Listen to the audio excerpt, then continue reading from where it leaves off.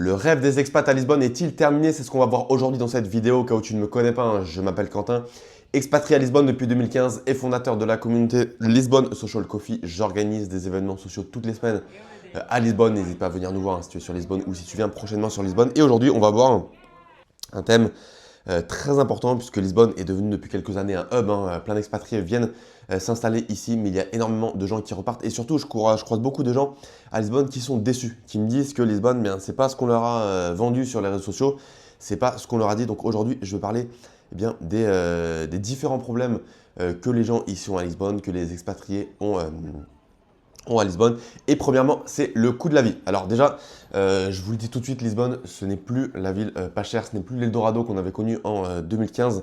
Énormément de choses sont devenues chères à Lisbonne. Alors, c'est pas tout, c'est encore une ville moins chère que Paris ou que Bruxelles, mais beaucoup de choses sont devenues chères. Et surtout, je dirais qu'il y a augmentation du coût de la vie et la fiscalité reste élevée. Alors la fiscalité, je pourrais faire une vidéo à part entière là-dessus.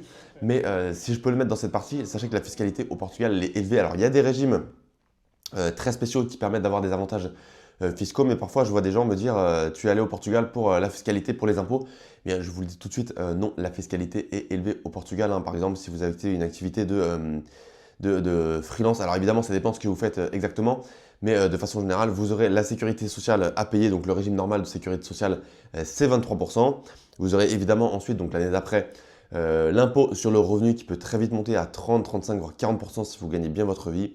Vous aurez également, selon votre activité, une sécurité sociale à payer. Donc vous le voyez, vous pouvez très vite atteindre eh bien, plus ou moins la moitié. Beaucoup de gens se font prendre plus ou moins de la moitié de ce qu'ils gagnent ici au Portugal, surtout si vous gagnez bien votre vie. Donc faites attention. Même si on vend le Portugal comme quelque chose de pas cher, comme un endroit pas cher, si vous combinez, si vous conjuguez le coût de la vie qui a beaucoup augmenté et une fiscalité qui est quand même assez lourde, hein, il faut dire ce qui est, eh bien la qualité de vie n'est pas forcément aussi bonne que ce que beaucoup de gens croient. Donc coût de la vie qui augmente et une fiscalité relativement lourde. Coût de la vie qui augmente, alors déjà clairement il y a les loyers. Les loyers, j'en parle souvent dans les vidéos, les loyers sont devenus très chers. Un studio dans le centre de Lisbonne, ça atteint quasiment les 1000 euros, en sachant que le salaire minimum aujourd'hui il est à 920 euros. Un T1, donc ici un T1 c'est un appartement avec une chambre, c'est très rapidement 1200, 1400, 1600 euros selon les quartiers où vous allez. Donc vous voyez que pour habiter seul, cela demande de payer un loyer qui est supérieur au salaire minimum. Alors ça peut paraître hallucinant quand on regarde ça de l'extérieur, mais c'est la réalité du terrain. Je vous conseille tout simplement de faire un tour sur le site Idealista et de faire quelques recherches si vous souhaitez vous installer à Lisbonne ou si vous recherchez un logement. Hein. Je connaissais un couple, je connais un couple qui recherche actuellement un logement sur Lisbonne parce qu'ils veulent venir s'installer. Ils veulent venir s'installer, hein. Je les ai rencontrés hier, j'ai déjeuné avec eux hier dans une tasca portugaise. Ils cherchent à s'installer dans le quartier de Campo de Ourique, donc dans un très bon quartier, un quartier très agréable dans le centre de Lisbonne. Et ils visitent donc des T1, des T2 et les prix qu'ils ont visités, c'est du 2200, 2500 euros. Donc oui, cela peut faire très mal si vous souhaitez vivre dans les bons quartiers de Lisbonne. Le prix y explose. Alors, qu'est-ce qui est cher à Lisbonne? Alors, les Bolt et les Uber, c'est pas cher. La nourriture, ça dépend uniquement où vous allez, mais il y a de plus en plus d'endroits quand même qui sont chers pour manger. Comptez au moins 15 euros pour manger. Hein. Il y a beaucoup de restaurants portugais, de tascas portugaises qui augmentent tout doucement leur prix. Et donc aujourd'hui, pareil, il y a énormément de plats qui valent 15 euros dans les tascas, alors que je me souviens il y a quelques années, on pouvait tout à fait manger pour 7 euros, 8 euros. Lisbonne n'est plus cette ville où on mange pour quelques euros aujourd'hui. Il faut rapidement 15 euros, 20 euros pour manger à Lisbonne, même si évidemment ça dépend des endroits où vous allez, ça dépend des endroits que vous allez sélectionner. Le grand avantage, je dirais, à Lisbonne, c'est qu'il y a beaucoup d'activités gratuites à faire. En fait, contrairement à des villes comme je trouve Paris ou Londres, où il faut quand même de l'argent pour vivre, il faut quand même de l'argent pour faire des activités. Ici, beaucoup de gens eh bien, font des activités gratuites, vont à la plage, se baladent dans le centre de Lisbonne, se posent sur les points de vue hein, en hauteur dans le quartier historique de Lisbonne. Et ça c'est quand même un grand avantage si vous avez, voilà, si vous avez un petit salaire, si vous ne travaillez pas, il y a beaucoup d'activités à faire gratuitement à Lisbonne. Donc ça, c'est très bien.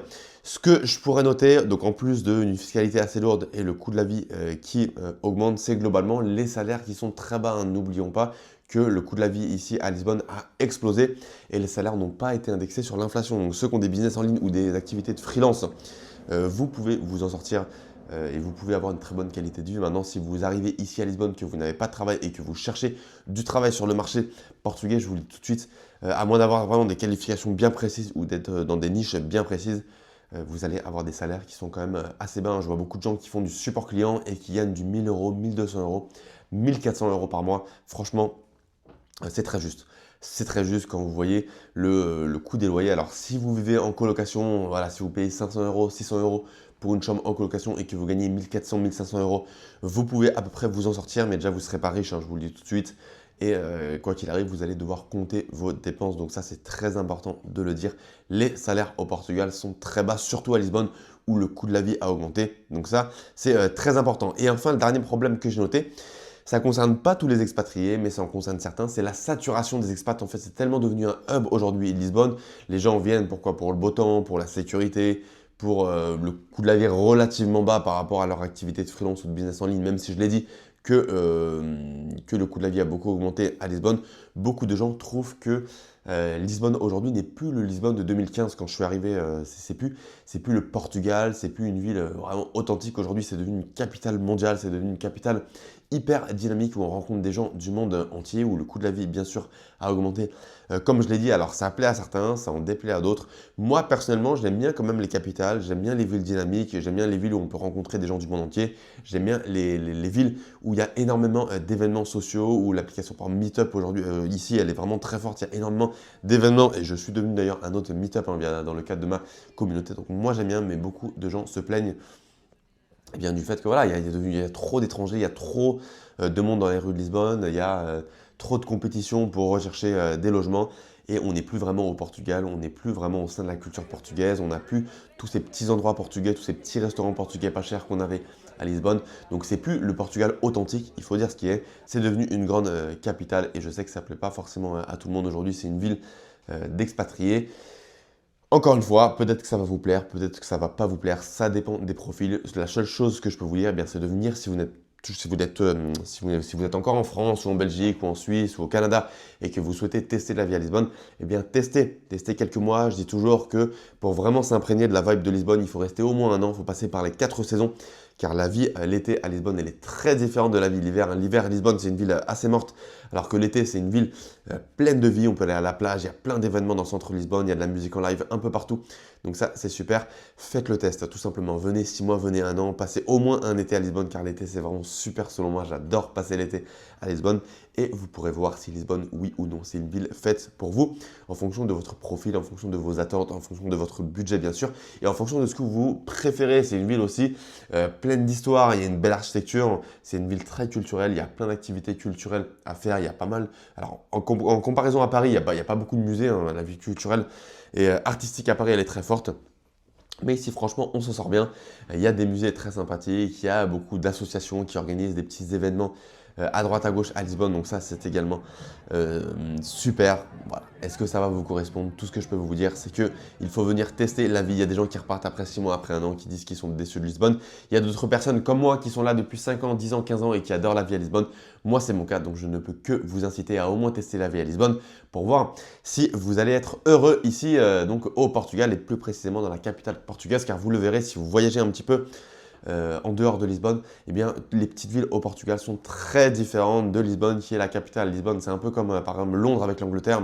Londres est une ville très différente du reste de l'Angleterre pour tout un paquet de raisons, notamment pour le fait que c'est une ville beaucoup plus dynamique que les petites villes en Angleterre. Lisbonne, c'est pareil au Portugal. Lisbonne est très différente des villes de taille moyenne et des petites villes au Portugal. D'où l'importance de venir tester la vie à Lisbonne. Donc j'espère en tout cas vous voir très bientôt et n'hésitez pas à venir passer à mes événements que j'organise. Je me ferai un plaisir de vous accueillir. On pourra discuter ensemble de Lisbonne et je vous donnerai tous mes conseils pour vous aider à vous intégrer et à réussir votre expatriation à Lisbonne. Voilà donc pour cette vidéo. N'hésitez pas à me dire en commentaire qu'est-ce que vous pensez de Lisbonne, si vous habitez ici, si vous êtes déjà venu. Si vous n'êtes pas encore venu, mettez toutes vos questions, je réponds à tous les commentaires. N'hésitez pas aussi à vous abonner, à mettre un pouce bleu, ça m'aide au référencement. La chaîne est encore récente, donc ça me fait super plaisir et je vous dis à très bientôt pour une prochaine vidéo sur Lisbonne. Ciao, ciao!